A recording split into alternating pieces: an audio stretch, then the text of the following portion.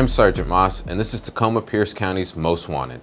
Today I'm going to be going over some high-profile cases where law enforcement is asking for a little bit of assistance from you to help solve some of these crimes.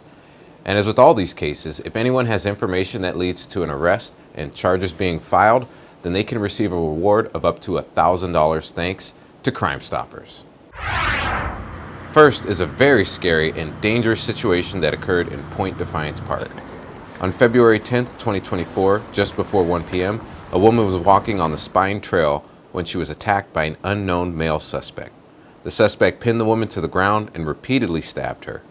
Two witnesses stepped in and were able to chase off the suspect, who fled on foot.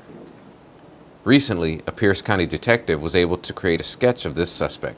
He is described as a light-skinned black male in his 20s to 30s, between 5'8" to 6 foot tall, and weighing 160 pounds. His hair was unkempt in an afro style, and he has short facial hair. The suspect was seen wearing a black hooded sweatshirt, black pants, and black shoes. Because this happened right in the middle of the day, in the middle of a crowded park in the city of Tacoma, we really need to get this individual into custody because we don't want this to happen again. Our second case took place on State Route 165 on the way to Wilkinson. This suspect robbed the Burnett store at gunpoint, taking some cash and tobacco products before fleeing in a gray or silver 2000 sedan.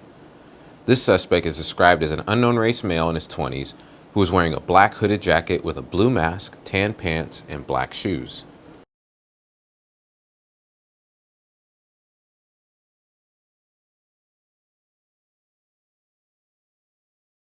We are hoping that someone may recognize this suspect's clothing, movement, and build, and the silver sedan he was seen driving away in. The last case we want to highlight is these two ATM burglars who thankfully couldn't figure out how to cut open these ATM machines back in December of 2023. Two men were seen on camera driving up to the Bank ATM at 17601 Pacific Avenue South in Spanaway on December 9th, 2023. The suspects attempted to cut open the ATM but were unsuccessful, but that didn't stop them. On December 12th, they were seen on camera again vandalizing a Bank ATM, this time in Puyallup at 511 River Road East. In both instances, the suspects were driving this purple 2009 to 2013 BMW M3 coupe. Detectives and deputies are hoping someone recognizes one of these suspects or their purple getaway vehicle. As with all these cases, if you have any information, please call it in or submit your tips to Crime Stoppers. How does Crime Stoppers help us catch criminals? Well, they're proactive in solving crimes by offering rewards and making flyers to distribute to the public for law enforcement who needs just a little bit more help in solving cases. Just like these cases that were all solved thanks to media coverage and tips from people like you out in the community. On November 30th, Pierce County deputies responded to a collision out in Roy where they found a 16-year-old girl deceased in the passenger seat of a small pickup truck.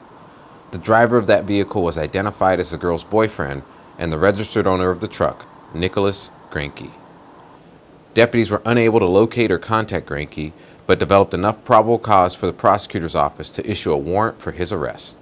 Thanks to flyers put out by Crime Stoppers and local media coverage, Granke turned himself in less than 36 hours after the story first appeared on TV.